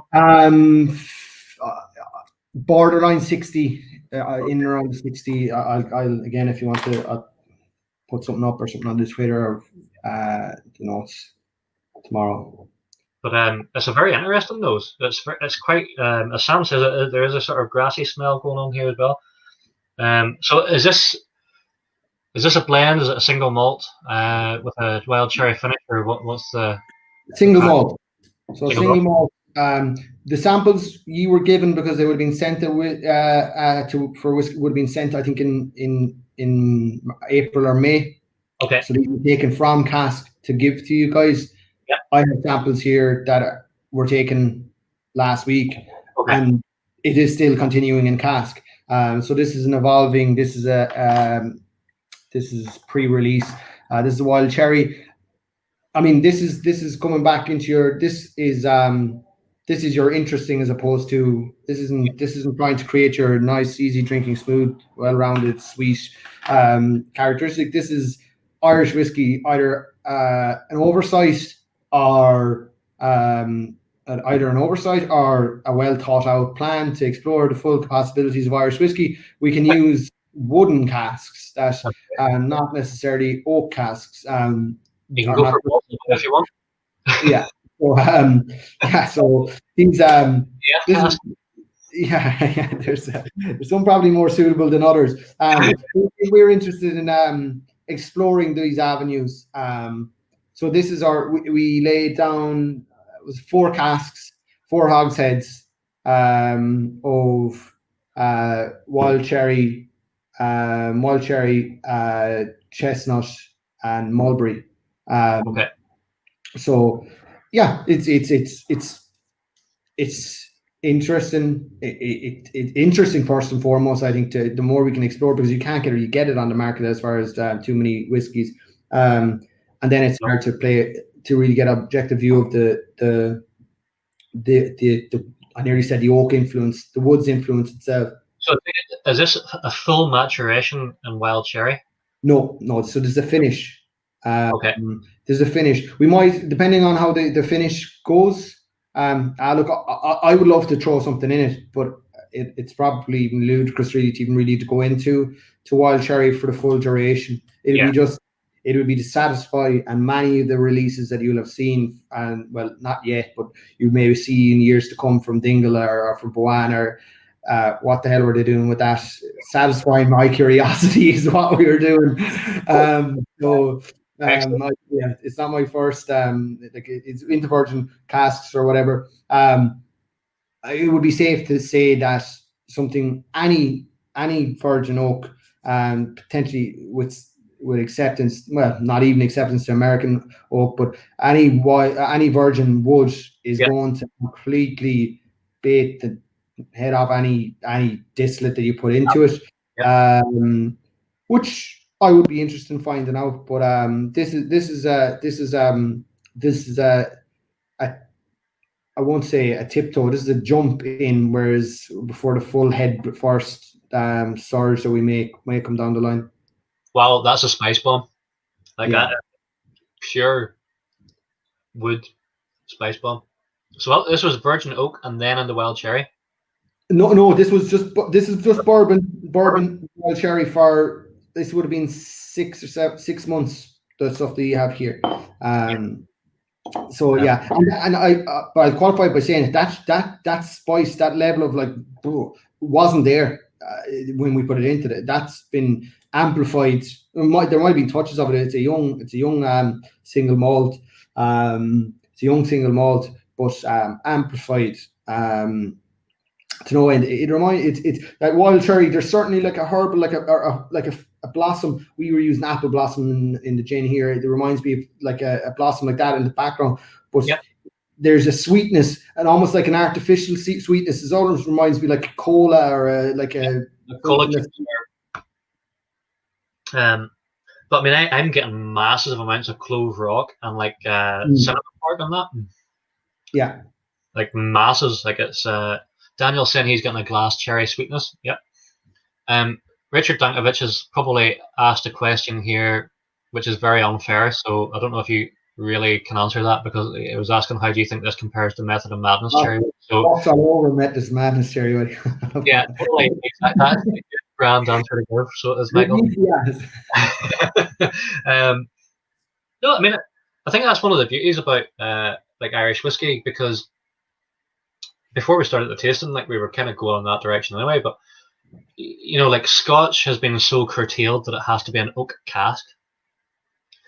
And actually, one of the good things about Irish whiskey, and whether it works or whether it doesn't, you know, that's fine. At least we can go through the avenues of trying it out. You know, tasting this, I'm thinking like, you know, this could be a great building block in a vatting of single malts. Yeah, I was just going to say, like, there's so much you could enhance with it, but it'd be very useful as a tool, like your wheat was in your imperial or your whatever. It packs so much, and it can add a big component to an overall blend. It fills gaps, it adds layers. It's not how we're obviously going to intend. Somebody's asked this question, I think, a couple of times. The whisk, this probably we're going to give it probably a couple, another month or so. We're happy almost where they are at the moment. So it will be sold as part of a little gift pack, or if that's the right word, 200 ml bottles as a series. Comes, I think, with a tour glass, so it'll be a nice little presentation box, but clearly identifiable as being different to just buying a bottle like a Calvados. If you want a nice sipping whiskey of an evening, get the Calvados. If you want something, if you want something different that you won't get, like people are touching on the Method Madness. There's very few examples of the wild cherry, and you wouldn't maybe compare this to that if it was the common denominators. The sherry, the whiskies are probably very different. The Method of Madness is a pot still, so I mean it's a different whiskey altogether. And that's not to say it's an unfair thing to suggest. Like I'm joking earlier, but like there's not. It's an avenue. It's an avenue that that needs a lot of exploration. It's just that it's such a vibrant. Like, do you want the vibrant? It's nearly like you don't want to you don't want to taper back. Like, do a seasoning taper back the character because you want to showcase it? Do you blend it off and then do you blend it? But it's certainly something I think. I think if for all the mistakes, or okay, I take back that statement. All of the things that people might agree or disagree with about the technical file, some avenues have been shut down unfairly, other avenues have been opened up, and it's open to manipulation, and it's open to maybe people doing something wrong. And I hope to God someone doesn't like do a plywood cask or something. I don't know, but that somebody doesn't cut corners. But like, there's certainly there's certainly fantastic whiskies that can be produced by using these non-oak types, the wild cherry, the chestnut. We may touch on the mulberry. Absolutely. That hopefully we've spiked interest in others. I think you touched on what the guys in Method of Madness and Middleton are doing. I think there's great credit due to the guys in Middleton. Often I hear people slandering or giving out or whatever about playing a big guy, because it's easy to pick on the big guy, but in fairness to them, they have laid the way as far as innovation is concerned. I don't care, like, you can be small craft and everything else, but like, there was nothing that added weight to what I was trying to do more in Dingle or here, that like what they're doing. Like, they're down and like taking things like, even to I was pushing for an association with bodegas. If you get in with good sherry, there's no point just getting sherry. You can get seasoned sherry casks. No, get a good proper, and then they come out with a stout, and they start showcasing that you get good sherry and it's worth your while. They start using things like the Method of Madness and the experimentation. I think they're doing that. There is credit to them, in fairness, because they don't have to do that. They can just turn on the big column and whack out Jameson and never have to worry about Belfast week or getting a couple of us excited on a Wednesday evening tasting a wild cherry. But it's helped us be braver and to explore it. And there's certainly it's avenues. We're going to put Boann distillate into it, raw spirit into it. It'll obviously be a long time before that ever sees the light of day, or maybe never, depending on how we get on. We're kind of going into uncharted territory there, but I do think it's an avenue that the industry should really be exploring while that loophole or anomaly or oversight remains, and hopefully it does remain, because I think it has to remain, to be fair, because I mean, at the end of the day, you look at Scotch now, and all of a sudden they're allowed to use tequila and cider casks. And part of that really has been because of the fact that Irish whiskey has been allowed to innovate, and they were feeling as though they were left behind. So, I think really that it's in Irish whiskey's interest to allow that. Now, I'm just looking at some of the notes here, which are great. So Michael was saying there that he's getting lots of spice, nice herbaceous notes, definitely some blossom, lighter floral parts coming through. Thomas was saying that, getting more grassy and fresh wood with water. Michael Farley saying, like, oddly like a freshly cut ditch in a way. Totally get you, Michael. There's definitely a certain amount of earthiness in that. and it's really tasty. Richard Dinklage again saying that he loves experimental wood experiences because it allows for a variety of taste ranges. Sam Grimes saying tastes very much like its name, fruity, dirty, grass. Never quite tasted anything like it. So yeah, good points there. So guys, actually, if we could run the poll now, and we'll just get the score in this one, and then we'll move on to the next bottle that I have, which is number 8, which I believe is the chestnut. Yeah, the chestnut. And I take it this is cask strength again, Michael. Cask strength as well for anyone that was battling with a. Oh, I won't take that.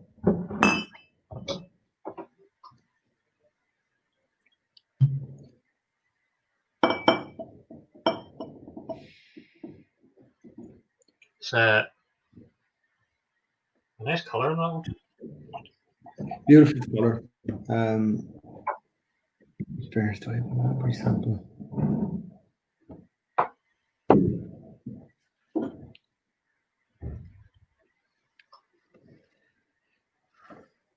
So again, this is a single malt that's been in bourbon and then has went into chestnut. Exact same distillate. Exact same distillate. If I don't know if anybody wants to trace the mulberry as well. Exact same distillate. If you keep, I don't know how much of a sample you have, and if you're able to keep some, but and to come back to the treat them again, maybe on an evening on their own. But very different, very different. And I touched on that with the wild cherry. There's notes there that you, oh Jesus, that whiskey. I wish they didn't put in such a spicy whiskey, or I did wish they didn't put, but it's they've morphed them completely in a relatively short period of time. I mean, this one to me already straight away. I mean, to me there's a lot less like wood spice, and now I'm actually getting more like caramelized sugars, things like toffee and fudge on the nose. I mean, there's still a bit of underlying woody spice there, but it's definitely like a sweeter.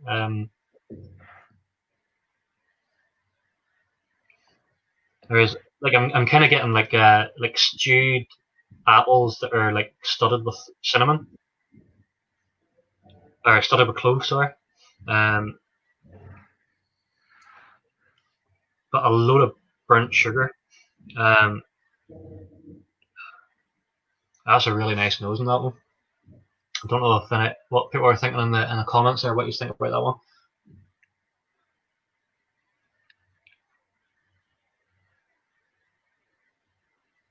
I think you're right. I think there's a bit of woodiness there. All right, but like it's like a sweet. It's a freshly like a fresh piece of like it's probably maybe chestnut. I don't know. I'm not quite a carpenter myself now, but the full range of, but it is there's like that walnuts kind of like a nut. Yeah, like there is that sweeter note, but I'm not getting as much fruit character as you are now yourself, but again, a very interesting play on and a very interesting exploration. Do you know where this chestnut came from? I know we're fortunate enough to work with a man called Alex Sacron, a French guy who is up there with Fionn O'Connor for passion and conveying blessed as far as the Cooper. I don't want to say the wrong. I don't want to confuse things now. Yeah, the wrong place. Say the wrong place. Absolutely. But I mean, our French cooperage, but where exactly the chestnut? There's chestnut, mulberry, and wild cherry. Where he sourced each individual from, I can't think off the top of my head. Fair enough. I mean, I think that's a really interesting nose. Again, I think that's another nose that you could spend a long time. Like even now that it's starting to open out a wee bit, I'm actually starting to get like a wee bit of like cinnamon and raisin off it now. It seems to be veering into like the darker fruit territory. Yeah, yeah, it's that kind of like a dark sweetness, but very different to sherry, like. But Oh, yeah, absolutely, you'd be talking about similar tastes and kind of profiles, but very different to your sherry. I think chestnut is probably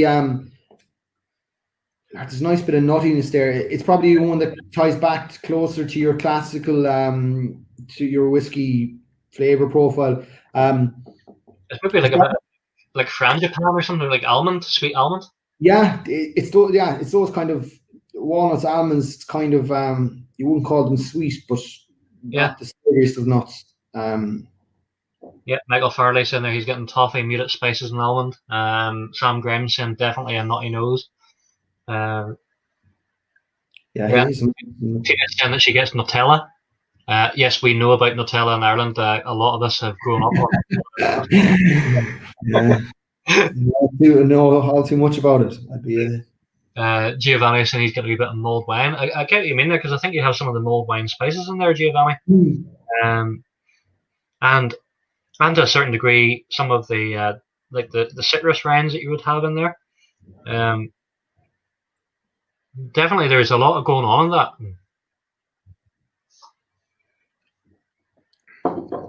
yeah, certainly enough to like really spike interest. Like it's definitely it's such unknown territory for the industry and for anyone. Like whiskey's expensive to make, man. And there's a lot of effort goes in. There's a lot of blood, sweat, and tears. Like it's all fine for me to be trying, but to be putting it into, in fairness to the Coonies, they were rolled out. We also wanted, like, we got a fairly good, it's a young single malt, but like a well-rounded, like a decent enough, but not anything, not anything blow its mind, as maybe we'll say something like a bit enough character to release like a 5-year-old in the bodega, but enough to have well-rounded enough that we put it into that chestnut, and that you're not just battling through distillate. I think you have to battle a bit with the maybe so more so on the wild cherry than the chestnut. I think the chestnut in a way is a slightly more familiar flavor profile than the cherry is. Yeah. I mean, saying that though, Thomas is saying here that he definitely has problems with the chestnut finish. That he seems not to like it. Well, that's fair enough. You know, that's your prerogative, Thomas. Like we all have wildly different palates.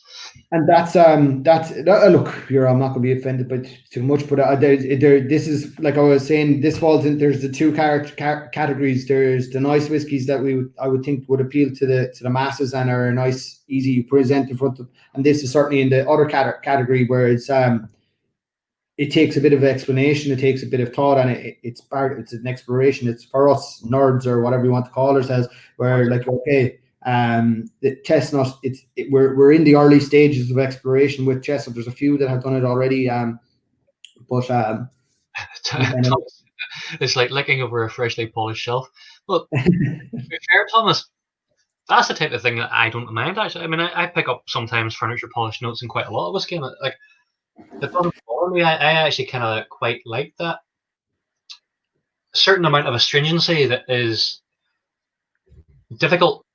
Do you know what I mean? It's not like it's kind of more like a savory note rather than a sweet note.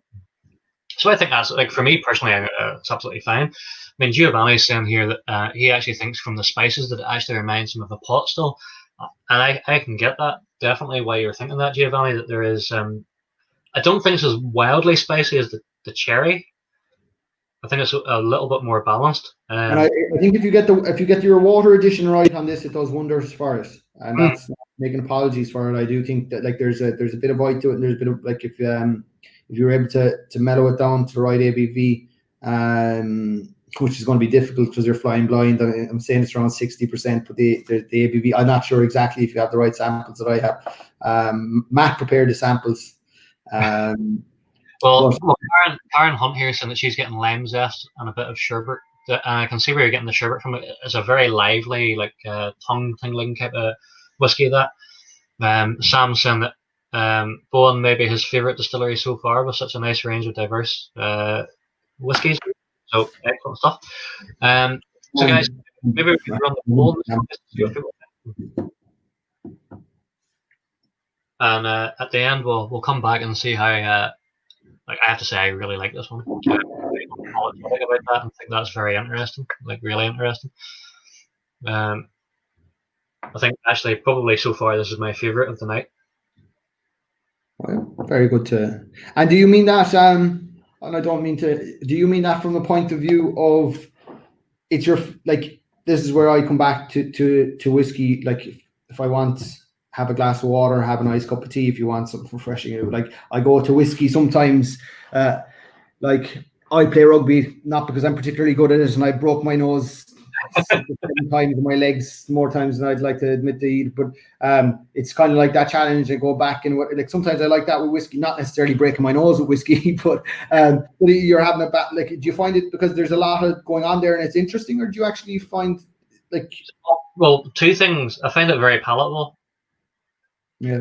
Secondly, I find it very interesting. I just think like that's a whiskey that like I want to sit down with after we do this event and spend at least an hour and a half like dissecting essentially. Yeah. So I mean, a cask strength, I think even for like something that is quite young, I think that there's a depth of flavour there that is actually really good. And I think that that's the type of thing I would pour that with my mates and let's talk about this. Do you know what I mean? Yeah, and that's probably no. That's the probably the reason I ask. Like, it's there's whiskies like that, and that's where even if you go back through the range, you've tasted like your imperial stout. There's your Calvados, your whatever. There's whiskies for different occasions, and depending on the mood I'm in, like you have. I would qualify this to chestnut like that. You throw it out in front of a friend, you have a conversation about it. There's something to talk about. Same with the imperial. Whereas if you're sitting down and you're having a nice relaxing evening and you want something nice just to sip on, something like the Calvados, something with a bit more character, maybe the Bodega. But yeah, different whiskies for different occasions. But I think I think these Calvados are. Or sorry, the wild cherry, the chestnut, and the mulberry. That's what we'll be selling as a multi-pack together. Okay, It's not. We don't want anybody buying it as a nice sipping whiskey on an evening. Like, and I want to carry this to like you sit down. You sit down in the evening and you know what you're doing. You're sitting down to taste 3 very unusual wood types. That you don't really get too much of a chance, and you're going to maybe sit down and converse, or sit down and converse with yourself, and enjoy, and maybe not like or whatever, and try to figure out and understand. And then trying to dream up what maybe certain distilleries should be doing with these cask types, and like you touched on, blending it in and thinking of blends that this could, if you could add this, absolutely, into this whiskey or whatever, and that's where the fun and the joy of where I was talking on with the blending. I never thought I'd enjoyed it so much. Like I take it, and then like we're talking about these casks, maybe building. We're getting Alex to build casks for us with maybe heads off a bourbon cask or something like that, or vice versa, like the heads off the mulberry and put them onto bourbon casks or whatever. So you build in the flavor into it, because maybe individually on its own as a full maturation, the mulberry, it might be a bit overpowering, but that it certainly has a role to play in Irish whiskey, or a blend, or a single malt, or a pot still moving forward, and dreaming up what maybe I or others in the industry should be doing. Like, to me, that whiskey is unapologetically flavorful. Do you know what I mean? Like that's great. Like, I mean, Richard Dinger was just saying here he would love to see a 200ml sampler of these experimental finishes. Shout out to Dan. He supported Belfast Whisky Week so well this week. So glad that he was here tonight. He's had to go nip off to take a phone call. And he said that the chestnut was really excellent, fair play. So thanks, Dan, for being with us. So perhaps we could maybe get the poll put up here for the chestnut, and then we'll go on to the last one. Now, the last one I have here is bottle number 9. I'm led to believe in the tasting card that was the honey liqueur, but yeah, it's honey liqueur. Liqueur, okay. Thomas is asking, when is the tasting of the other samples? Do you know? 3 o'clock on Friday, unless somebody in the background or someone's going to tell me I'm wrong, but that's what I believe. So I'm going full Whistler branding here. Good man, the lovely two there, you know, the gold rim. So I mean that smells sweet straight away. I mean straight away I'm getting honeycomb ice cream off. I mean, I'm going to pour myself a drop. Like, this is a liqueur. We're after having maybe a serious whiskey chat about cask strength, non-oaks and whatever. This is 33% ABV. So step down in ABV, honey liqueur. The blend is put together by Mr. Don Crowley. I think he has three or four whiskeys. At least three whiskeys blended together with single malt and mainly grains, mainly grain and honey. The Coonies, like I touched on a few times, I think tonight, have acres and hundreds of acres of apple orchards. Big part of apples and everything that goes with is beekeeping and honey. We're using the honey in our gin here that we're distilling. This is our first week distilling the gin now. We're using that. We're using some of the apples as well, and the apple blossom. But we also use the honey in this liqueur. It was voted the world's best liqueur at the world's liqueur awards or some awards, but I can't claim any hand actor part in it. It's Don Crowley, genius when it comes to blending, and particularly around liqueurs. Cream liqueurs obviously is the bulk of what he does. But yeah. I mean, the nose on that. I mean, it is like I mean, Wesley Shaw has said the same thing. Dessert stuff, serious honeycomb here. Actually, Michael Farley and Tina are asking where can we get these gold rim Tua glasses. I'm not sure if you have to go directly to Rosie at Tua Glass. I'm not sure. I can tell you don't go directly to me.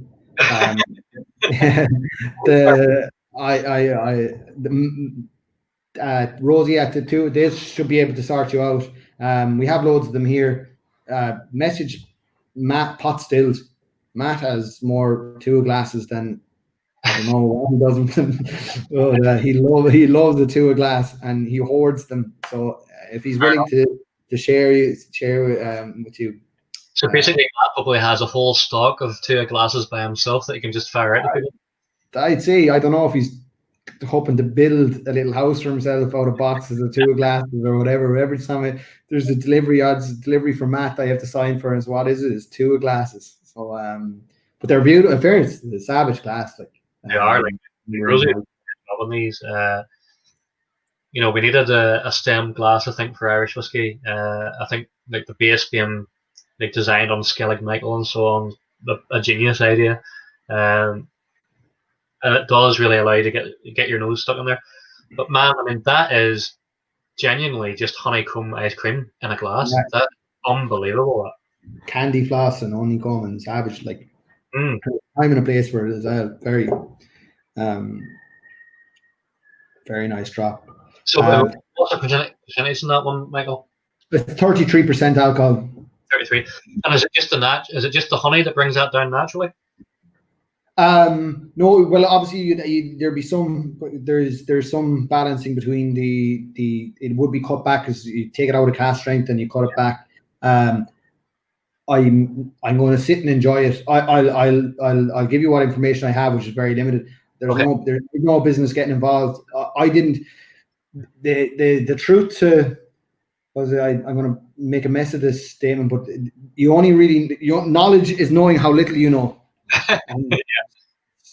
When it comes to something like this now, in the presence, like when what Don was showing me as far as just water, something that seems as simple to you or I as cutting back the water and getting the right ABV and the right filtration to be able to leave true enough character and not strip anything out. It's a battle that, Jesus, it's frustrating. I never wanted to go near chill filtration or very minimal filtration.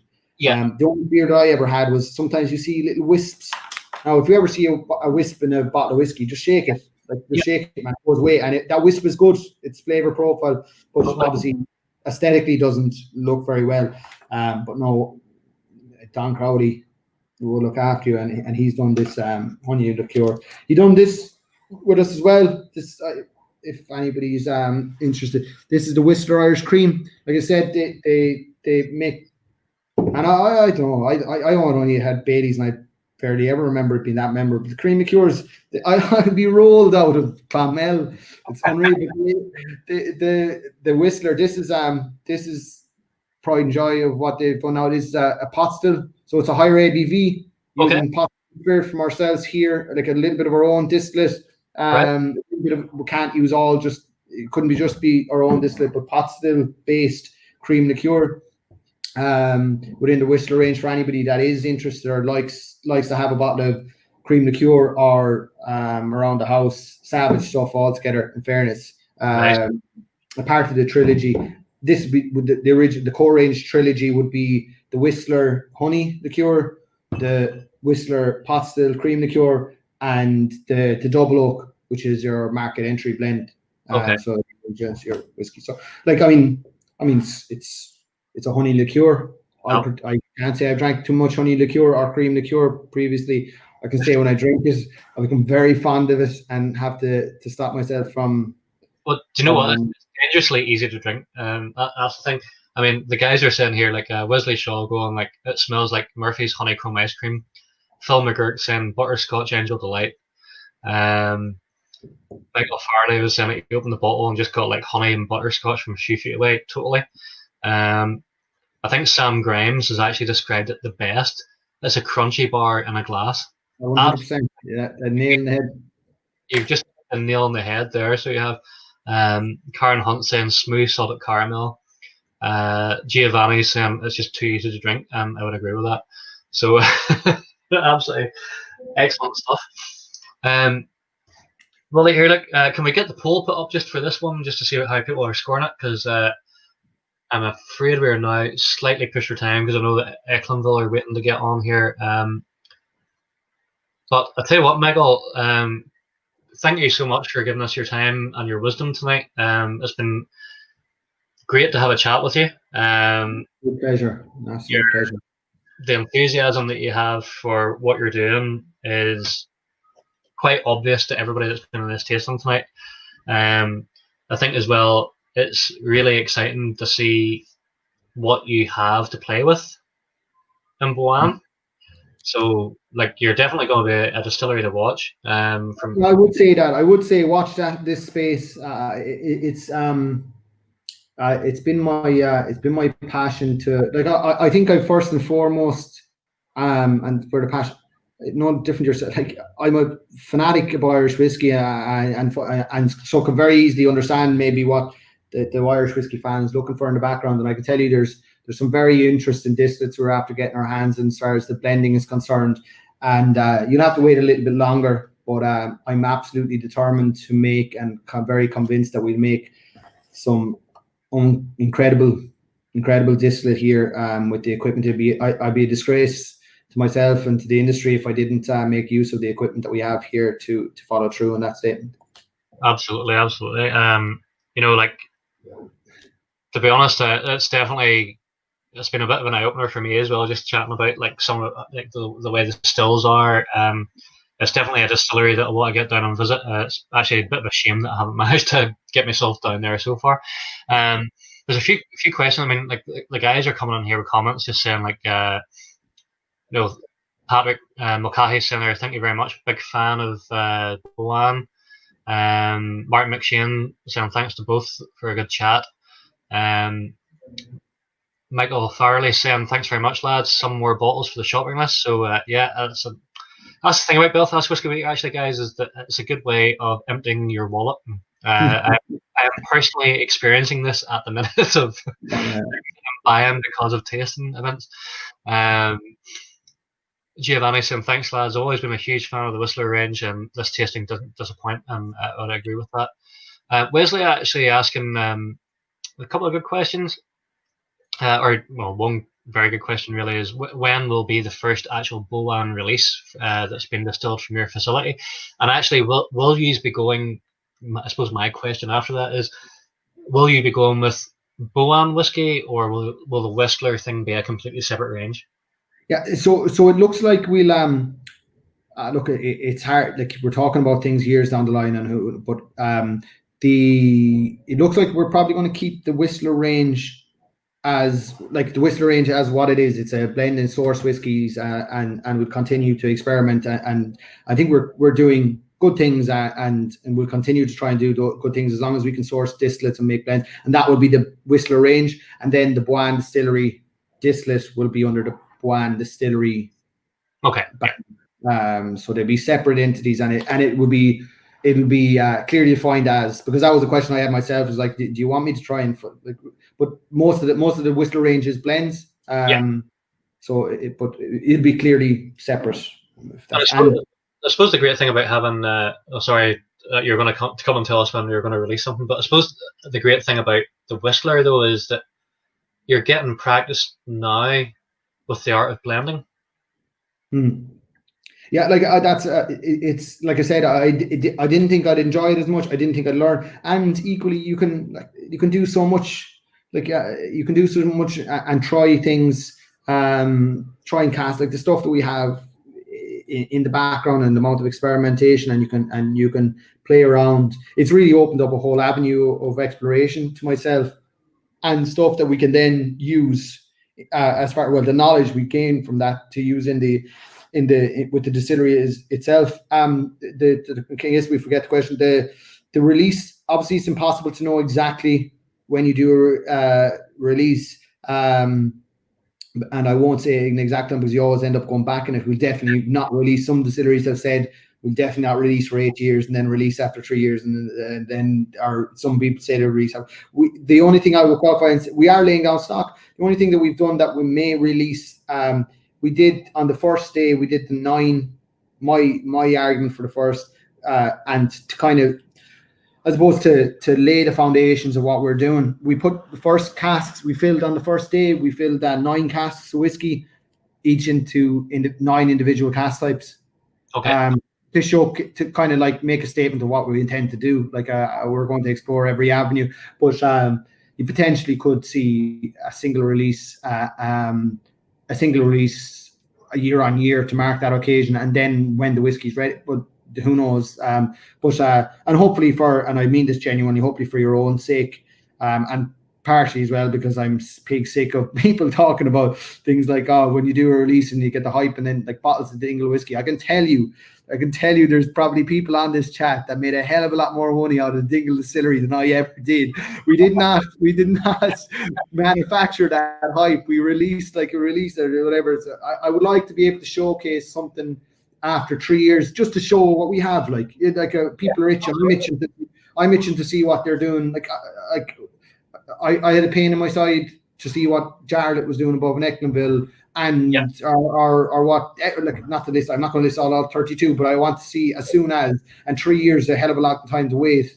Oh, absolutely. Yeah. So you want to get out. So it's exciting, and hopefully by the time we'll be releasing, there's actually going to be a lot more whiskey on the market, and people actually get all true people, and not just and not just people buying and hoarding and flipping it and all that kind of thing gets onto market. So we probably mark the 3-year occasion and get stuff out. But why not, Michael? I mean, one of the things, I probably shouldn't do this because we're discussing Boann, but I mean, one of the things that I like about what Sleeve League and James up there has done is, he set out this roadmap that he wants to have a base edge statement of 10 years, but he's kind of going to do like a Kilkerran type of thing where he releases a whiskey every year to show how it progresses. I think that would be a great thing for Boann to do. Obviously, I'm not directing you financially and all the rest of it, but just from a nerd's point of view, I just think that would be fantastic to see that progression every year.